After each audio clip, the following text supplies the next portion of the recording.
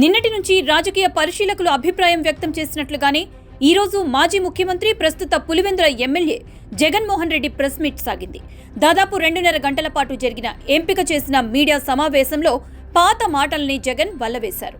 సుదీర్ఘంగా సాగిన ఆయన మీడియా సమావేశంలో ముందుగా అనుకున్నట్లే కూటమి ప్రభుత్వంపై ఆధారాలు లేని కొన్ని ఆరోపణలు, మరికొన్ని విమర్శలు చేశారు.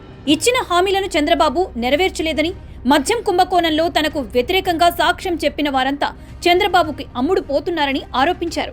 చివరికి తన పాత జైల్మేట్ విజయసాయిరెడ్డి కూడా చంద్రబాబుకి అమ్ముడు పోయారన్నారు. విజయసాయిరెడ్డి చంద్రబాబుకు లొంగిపోయిన మరో వ్యక్తి. చంద్రబాబు నాయుడు గారు కూటమికి మేలు చేసేందుకు ఆయన రాజ్యసభ సభ్యత్వానికి ఆయన రాజీనామా చేశారు. రాష్ట్రంలో రెడ్ బుక్ పాలన జరుగుతోందని, ప్రజాస్వామ్యం లేదని, అసలు రాష్ట్రం ఎటుపోతోందో అర్థం కావడం లేదని తెగ బాధపడ్డారు. తన 5 ఏళ్ల హయాంలో మద్యం స్కామే జరగలేదని, మద్యం కంపెనీలు ఎందుకు తనకు లంచాలు ఇస్తాయో అర్థం కావడం లేదని ఎక్కడ లేని అమాయకత్వాన్ని ప్రదర్శించారు. మద్యం రేట్లు పెంచితే మద్యం డిస్టిలరీలు ఎందుకు కమిషన్లు ఇస్తాయని ప్రశ్నించారు. అందరూ అనుకున్న విధంగానే 2014 నుంచి 2019 టీడీపీ హయాంలో మద్యం ఆదాయాలను, 2019 నుంచి 2024 వరకు వచ్చిన ఆదాయాలను స్లైడ్స్ వేసి వివరించారు. తన హయాంలో మద్యం ఆదాయం పెరిగిపోయిందని, దీనివల్ల ప్రభుత్వానికి భారీగా ఆదాయం వచ్చిందని చెప్పుకున్నారు. మద్యం ఆదాయం పెంచితే అవినీతి ఆరోపణలు చేస్తారా అంటూ మరోసారి అమాయకత్వాన్ని ప్రదర్శించారు. అయితే బేసిక్ ప్రశ్న అయిన మద్యం దుకాణాల్లో డిజిటల్ పేమెంట్లను ఎందుకు పెట్టలేదన్న కూటమి నేతల, ప్రజల ప్రశ్నకి ఆయన సమాధానం ఇవ్వలేదు. గత 5 ఏళ్లుగా వస్తున్న ఈ ప్రశ్నకు ఎందుకు సమాధానం చెప్పలేదు? ఎంతసేపటికి మద్యం సీసాపై హోలోగ్రామ్ ఉంటుంది, దాన్ని స్కాన్ చేస్తే తెలిసిపోతుంది అంటూ చెప్పిన సోదే మళ్లీ చెప్పారు.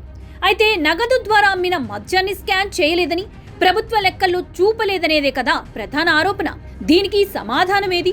అసలైన ప్రశ్నలకు సమాధానం చెప్పకుండా చంద్రబాబుపై కేసుంది కదా, అందుకే నాపైన కూడా పెట్టబోతున్నారంటూ ఏడవడం తప్ప అసలు నాకు మద్యం కుంభకోణంతో సంబంధం లేదని ఒక్క మాట కూడా గట్టిగా చెప్పలేకపోయారు.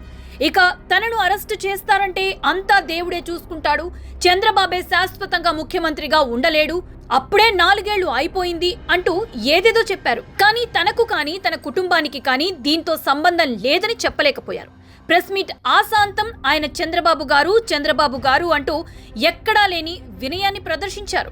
జైలు భయంతోనో లేక ఇతర భయాల్లో కానీ ఇదివరకిలా నా వెంట్రుకలు కూడా పీకలేరనే డైలాగు మాత్రం కొట్టలేదు.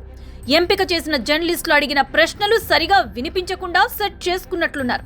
మొత్తం మీద జగన్ ప్రెస్ మీట్ ఆశాంతం ఒక ప్రహసనంలా సాగిందని చెప్పొచ్చు.